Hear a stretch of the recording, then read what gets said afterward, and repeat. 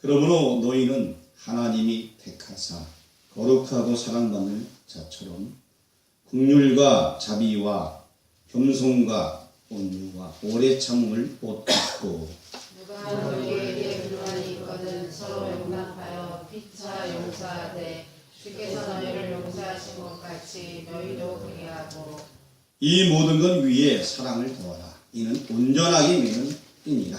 그리스도의 평강이 너희 마음을 주장하게 하라. 너희는 평강을 위하여 한 몸으로 부르심을 받았나니 너희는 또한 감사하는 자가 되라.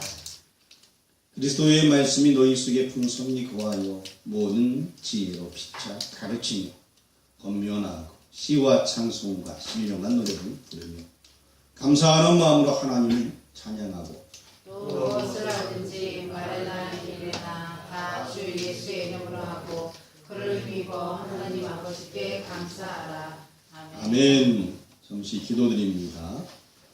성가대의 선양을 받으신 하나님 감사합니다. 주 안에 기쁨이 있는 이 기쁨이 우리의 기쁨 되어질 수 있도록 인도하여 주옵소서. 오늘 말씀을 통하여 예수님이 함께함으로 말미암아 그 기쁨이 우리 가정 가운데 스며들고 행복한 가정을 이룰 수 있도록 인도하여 주옵소서. 말씀이 함께하는 시간 되길 원합니다. 예수님의 이름으로 기도합니다. 아멘. 예전에 어떤 판사가 있었다고 합니다. 판사는 판결을 내리는 일을 하게 되는 것이죠. 그런데 판결을 내리는 데 있어서 잘 내리면 좋잖아요. 판결을 내리는 그날 대판 부부싸움을 하고 나옵니다. 부인하고 막 싸우고 나와서 아직도 화가 들가시는 때 판결을 내립니다 보니까 단순한 범죄 사건을 그냥 사형으로 딱 건져내리고 이거는 그냥 만든 얘기입니다. 그런데 여러분 실제로 우리가 생활하다 보면은 홧김에 나도 모르게 어떤 일을 하는 경우들이 있습니다. 그만큼 우리는 이 가정이 중요한 가정, 우리가 사는 이 가정이 행복하게 되면 하는 일들이 즐거워요. 행복하고 기쁠 수밖에 없습니다. 가정은 우주 전체를 구성하는 최소의 단위인 것입니다. 하나님께서 맨 처음에 국가를 만들지 않았어요. 하나님께서 맨 처음에 어떤 사회 단체를 만든 것이 아니고 맨 처음에 가정을 만들어 주셨어요. 그래서 가정 제도도 직접 만들어 주셨고요. 가정은 신이 인간에게 부여한 가장 중요한 그러한 조직 단위인 것입니다. 그리고 또한 하나님의 은총이 깃들어 있는 곳이 바로 가정이라는 것입니다. 우리 여러분 잘 알다시피 십계명 오늘도 읽었는데요. 십계명에 내 부모를 공경하라, 살인하지 말라, 거름하지 말라, 도둑질하지 말라, 내 이웃에 대하여 증거하지 말라, 내 이웃을 내 집을 탐내지 말라. 사실 이 모든 것들이 가정에서 이루어지는 것들이에요. 가정제도와 연관이 있는 말씀들인 것입니다. 하나님께서 우리의 생명의 신성을 보존하도록 하기 위해서 주신 계명인 것입니다. 그리고 이 가정은 행복의 최소 단위이며 평화의 기본 단위가 되는 것입니다. 우리 가정이 건전하게 존재하느냐 아니면 위태롭게 흔들리냐, 사실 이것은 국가의 조물과도 연결이 된다 하겠습니다. 가정마다 다 흔들린다면 국가도 흔들릴 수밖에 없어요. 정치하는 자들도 제 마음대로 할 수밖에 없고. 오늘은 행복한 가정의 조건, 말씀을 통해서 한번 찾아보려고 합니다. 사람들은 행복의 조건을 나는 멋진 차가 있으면 행복할 것 같아. 그래서 남들이 타고 다니는 100억짜리 이상의 차를 끌고 다니려고 욕심을 내고 집을 팔고 땅을 팔아서 그 차를 끌고 다녔어요. 한번 사고 나고 나서 물을 내니까 돈이 없는 거예요. 차가 있다고 행복한 것이 아닙니다.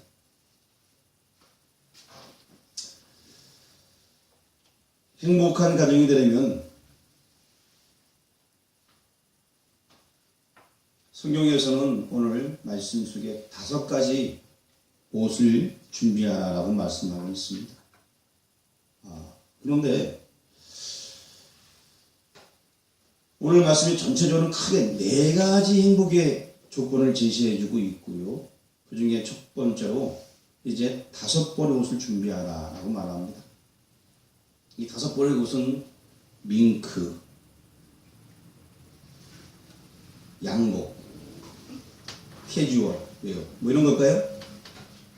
우리 12절 말씀을 한번 다 같이 읽어보겠습니다. 시작. 여러분은 너희는 하나님이 택하사 거룩하고 사랑 받는 자처럼 긍휼과 자비와 겸손과 온유와 오래 참음을 옷 입고 행복한 가정의 첫 번째 조건은 바로 옷을 입으래요. 5가지 옷. 뭐라고 써있어? 5가지가요. 긍휼과 자비와 겸손과 온유와 오래 참음. 그 다음에 뭐라고 써있어요? 옷 입고. 예, 그걸 옷 입으래요. 지금 5가지 옷에 대해서 다 나와 있잖아요.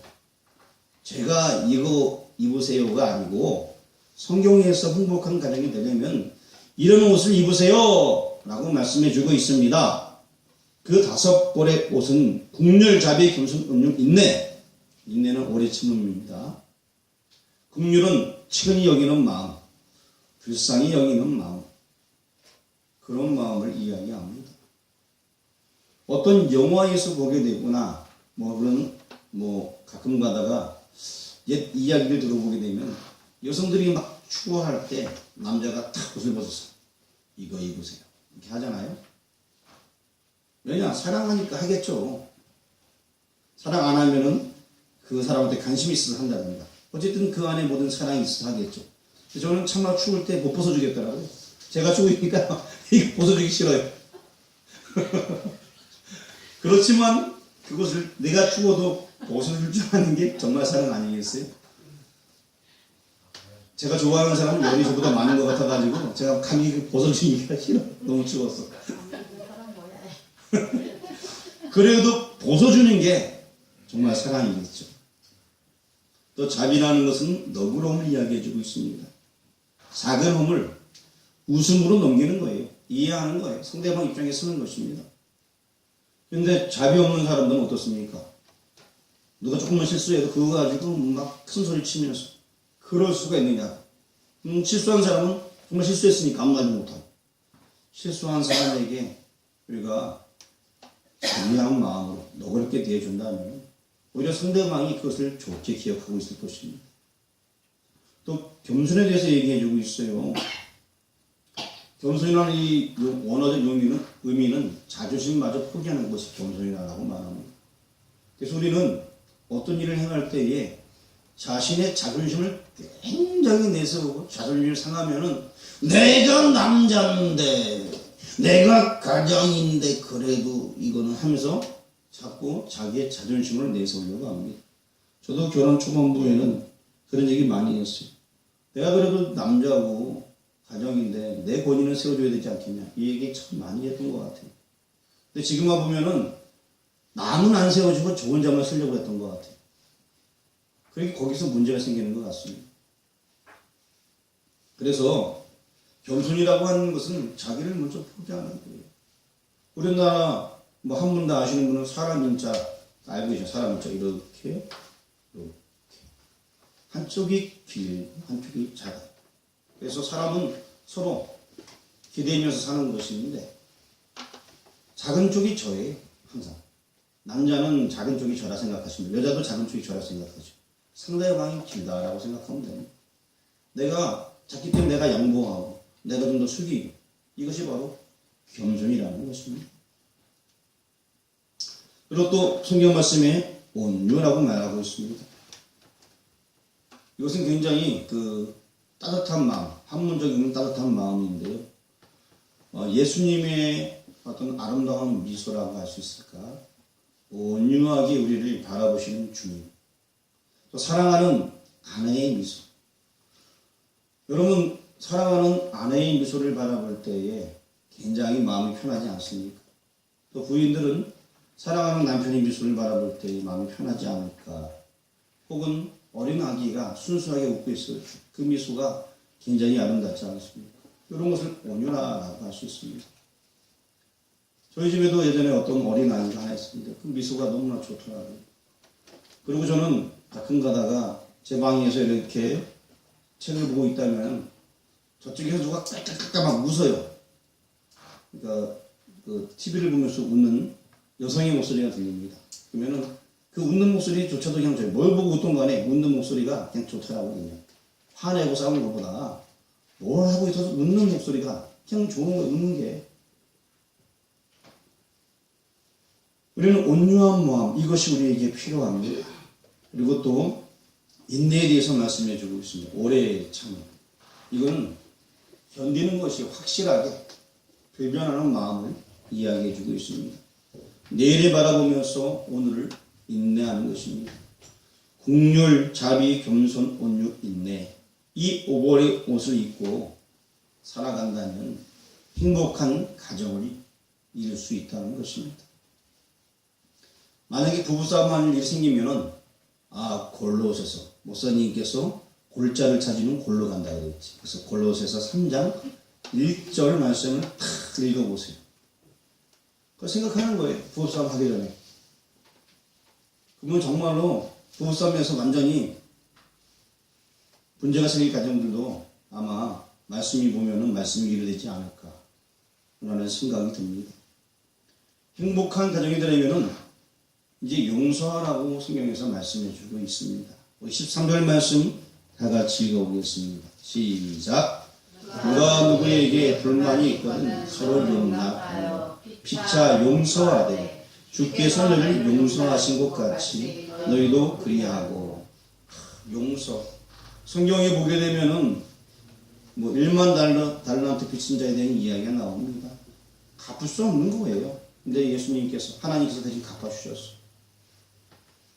그 비유의 얘기를 하면서 조금 빚진 거 가지고서 큰 소리치는 우리들을 향해서 주님께서는 말씀해 주셨습니다. 상대방이 나에게 조금 잘못했는데 우리는 큰 잘못처럼 여기고 있습니다. 용서를 잘 못하죠. 용서하되 조건이 있습니다. 서로 용서하고 주께서 용서하듯이 무조건적인 용서를 하라는 것입니다. 주님께서는 나 같은 못난 죄인도 용서해 주셨습니다. 용서는 사랑이 담긴 용서를 해야 되는 것입니다. 이런 용서가 가정에서부터 출발해야 됩니다. 자, 제가 어느 책에서 오래전에 읽은 이야기가 있어 잠시 들려주려고 합니다. 신랑이 매일 회사를 출근하고 저녁에 들어오게 됩니다. 근데 이 남편은 원래 집에 일찍 끝나자마자 바로바로 돌아가는 그런 남편이에요. 근데 일이 좀 늦게 끝나니까 좀 늦게 가겠죠. 딴 데 안 들고 바로 집에 가서 꼬박꼬박 같이 저녁을 먹고 이런 남편인데 하루는 술이 취해서 들어왔어. 여보, 나 왔어. 원래 큰 소리 안 치는 사람인데 큰 소리까지 막 치는 거야. 안 그러던 사람이 맨 처음에 놀랐는데 술 먹고 하는 행동이 너무나 얄미운 거야. 계속. 그럼 빨리 잠이나 자면 되는데 계속 떠들고 못 살게 보니까 부부싸움이 벌어진 거예요. 그래갖고 막 싸우기 위해서 네가 잘났니? 내가 못났니? 확 싸우다가 이 여인네가 도저히 안 되겠다. 너랑 나랑 그래 한번 해보자. 해보지 막 이러다가 조금 더 지나다가 그래 우리 이제 그만 살자. 이렇게 살 바에는 나도 지금 이제 여자 얘기하는 거야. 나도 지금 당신 살림 그 얼마 짓거리만 월급 때문에 내가 보태기 위해서 매일 삭발을 하고 이것도 하고 이것도 부업도 해서 지금 먹고 살아가고 있는데 나 당신하고 못 살겠다 하고 내일 당장 이혼하러 가자고. 법정에 가자. 남편도 그래 한번 해보자. 난 나도 당신 같은 여자랑 살고 싶지 않다.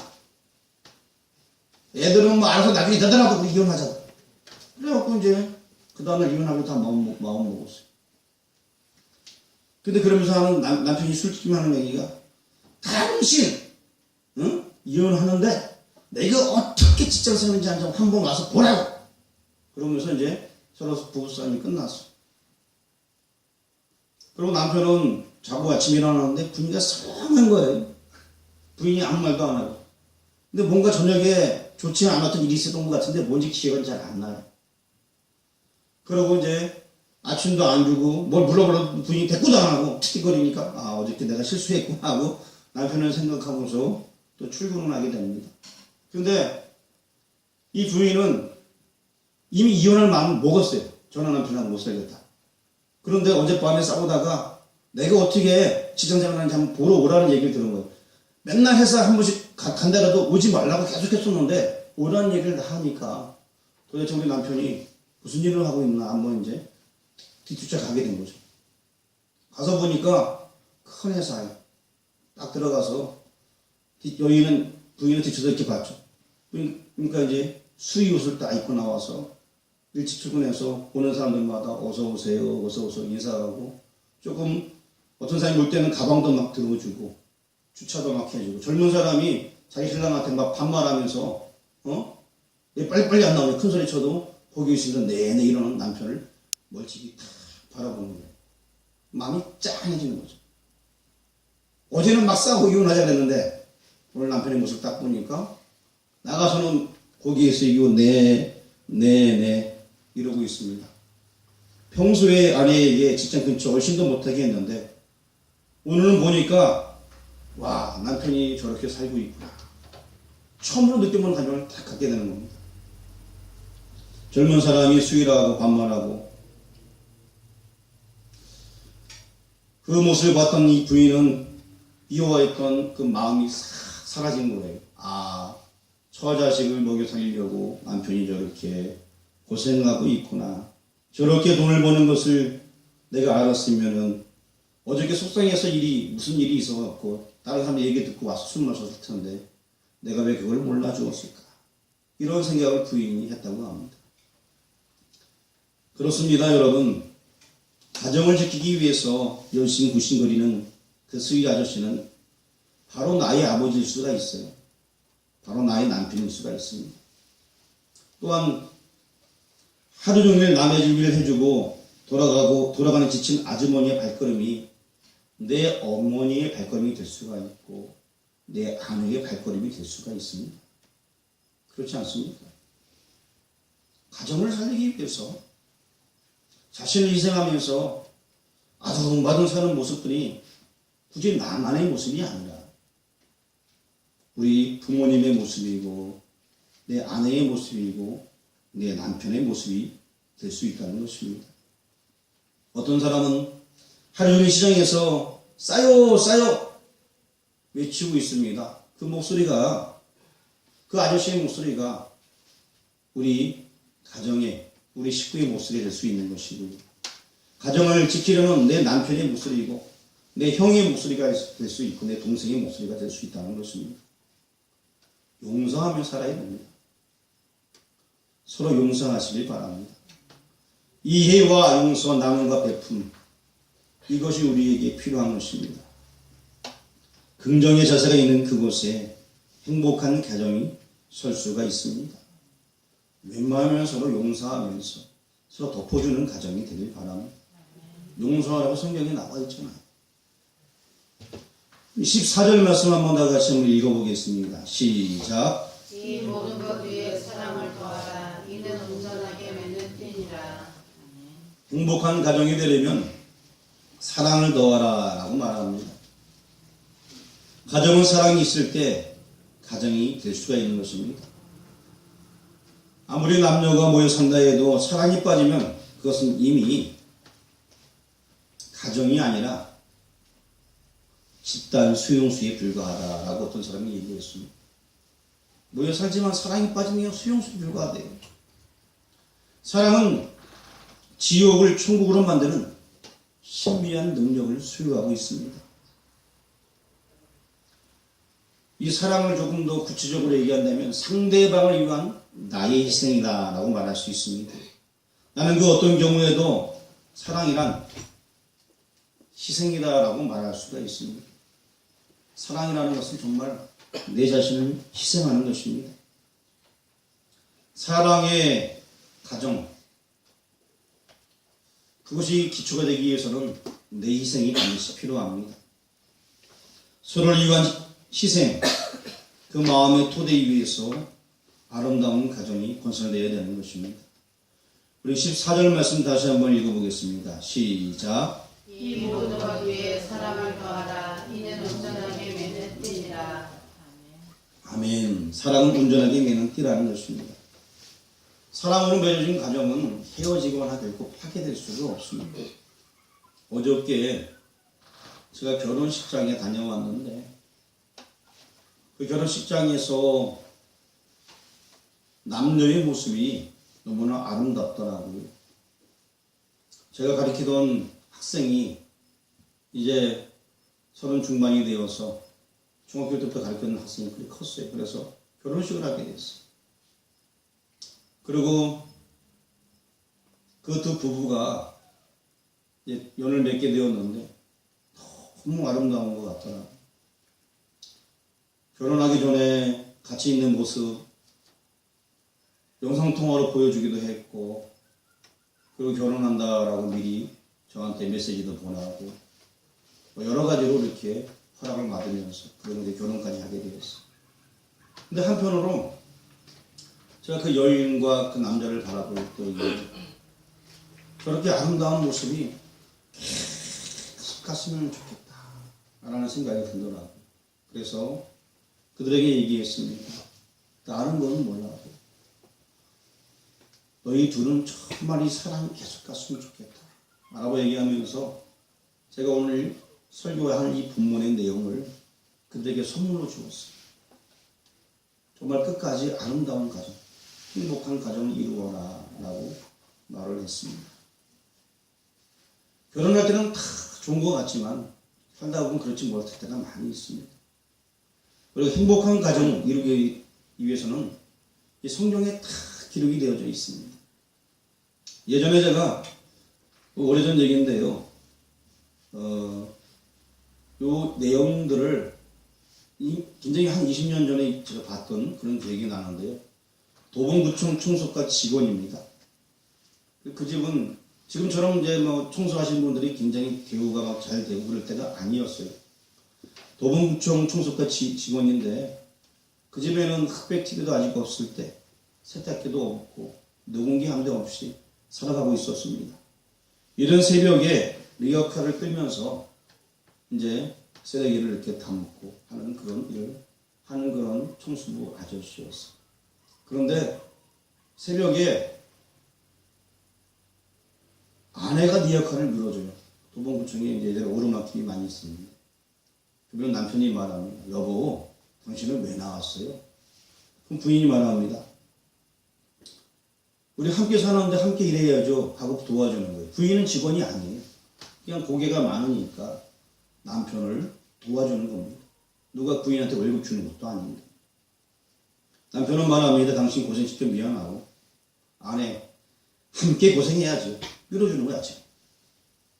저녁에는 또 그 집 아들이 와서 그걸 밀어주는 거예요. 그러면은 아빠가 얘기합니다. 야, 이 녀석 학교 갔다가 집에 공부를 해야지. 이거 왜 밀고 있냐고. 아유, 아빠 잠깐 시간이 있어요. 학교 끝나고 아빠 밀어주는데요. 아빠 이때 가는 시간 아니에요. 이때 밀면은 아빠도 쉽고요. 저도 운동되고 얼마나 좋아요. 그리고 아들이 밀어주는 거예요. 조금만 도와드리고 갈게요, 아빠. 밀어드리고 가는 거예요. 행복이라는 것은 그런 거예요. 큰 게 아니에요. 큰 게. 가정에 세탁기가 없고 녹음기가 없고 귀한 뭐 다른 것이 없더라도 이 가정에는 사랑이 있습니다. 서로를 이해하는 사랑의 마음, 이것이 정말 행복한 가정이 되는 것입니다.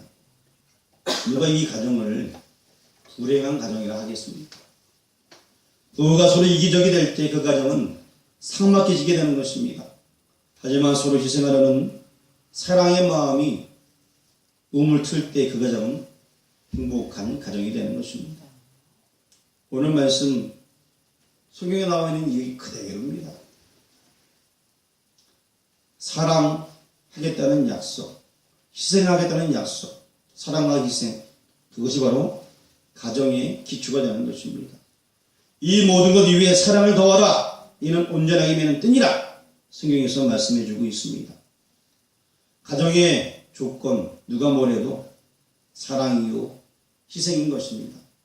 행복한 가정이 되려면 사랑이 있어야 됩니다.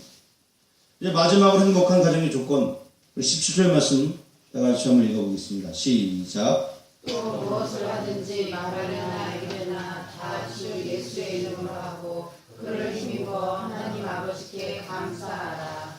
아멘. 이 말씀 먼저 골로새 교인들을 향한 사도 바울의 권면인 것입니다. 우리는 오늘 우리 가정들을 위한 사도 바울의 권면의 말씀을 내 말씀으로 받아들이길 바랍니다. 너희가 한 몸으로 부르심을 받았으니 또한 너희는 감사하는 자가 되라. 그렇습니다. 우리는 감사하는 자가 되어야 되는 것입니다. 어떠한 일에 있어도 감사할 줄 알아야 됩니다. 감사할 대상이 성경 말씀 자세히 보게 되면 두 가지가 나오게 됩니다. 첫째는 부부 상호간의 감사요, 둘째는 하나님을 향한 감사인 것입니다. 우리는 가정에서도 감사가 있어야 되겠고 하나님에게도 감사가 있어야 됩니다. 행복한 가정은 부부 상호간에 가족끼리 감사하는 것입니다. 만약에 예를 들어서 여러분 이제 앞에 한번 보세요. 제가 좀 못생겼지만 얼굴이 시커멓게 탔지만 앞에 보세요.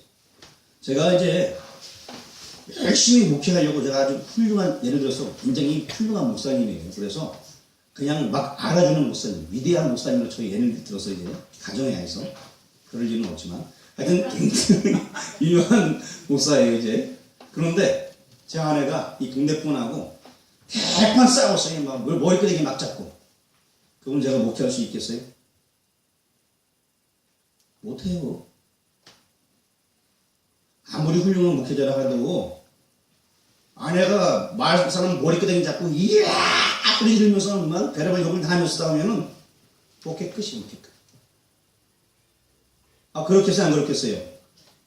실제로 그런 가정이 있어요. 그래서 목회 못하시는 분들이 있어요. 실제로.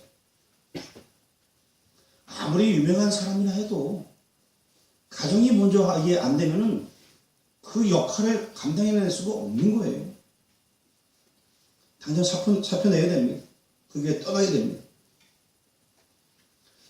사모님과 교인 관계 때문에 목회 못한다는 목사님들 제가 몇 봤습니다.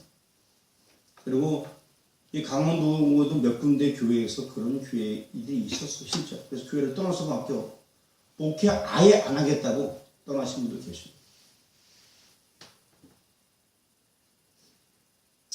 비록 음성 솜씨가 조금 없고, 몸은 약하고, 청소 잘 못해도, 교인과 싸우지 않고 기도 열심히 한다. 그럼 그렇게 되면 그 사모는 훌륭한 사모예요. 근데 저는 굉장히 못 받은 것 같아요.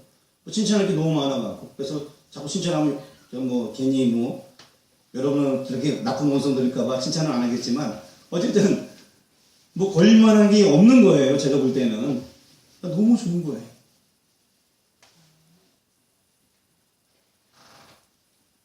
목회 그만두라고 들먹지도 않고요. 얼마나 감사한지 몰라요. 근데 실제로 그런 가정들이 있어요. 그런 모든 걸 생각할 때에 정말 감사합니다. 부부간에 서로의 감사의 조건을 찾아서 감사한다면 그 가정은 행복한 가정인 것입니다. 여러분들도 그런 상황을 놓고 한번 생각해 보세요. 여러분 모든 가정이 지금 행복한 거예요. 여러분 가정에 누구 하나 때문에 다 어려움을 당하고 힘들고 별로 없잖아요. 다 행복한 가정이라는 것입니다. 우리 17절 말씀 다시 한번 읽어보겠습니다. 시작. 또 무엇을 하든지 말이나 이르나 다 주 예수의 이름으로 하고 그를 힘입어 하나님 아버지께 감사하라. 아멘. 이제 행복한 가정을 이루기 위해서 첫 번째 옷을 입으라고 했어요. 그 옷은 어떤 옷인가요? 시작. 긍휼, 자비, 겸손, 온유, 오래 참음. 잘 모르면 성경책 보면 다 나와요. 자, 두 번째는요. 용서. 하라 이거 말고 용서하라 이건데요. 용서. 세 번째는요. 사랑. 네 번째는요. 감사가 없으면 감사의 조건을 찾으세요. 상대방에 대해서 감사의 조건을 찾으시고 그 감사의 조건에 정말 감사하시길 바랍니다. 그것이 자꾸 하다 보면 생활화가 되고 습관이 되는 것입니다. 그리고 그 가정 속에 하나님을 중심으로 모시길 바랍니다. 그 가정의 중심이 하나님이 되어야 됩니다. 하나님이 된다면은 하나님과 화목하는 가정이 되게 되는 것입니다. 비록 인간적인 차원의 가치 기준으로 어쩌면 우리가 살아갈 때에 서로 부족한 것이 많이 있습니다. 하지만 하나님께 감사하는 신앙과 서로를 위해 희생하는 사랑의 마음이 그 가정에 가득할 때 누가 뭐래도 그 가정은 행복한 가정, 축복의 가정, 은혜의 가정이 되는 것입니다. 상대방을 인정하시고 하나님께 감사하는 여러분들을 주의 이름으로 축원합니다. 기도하겠습니다.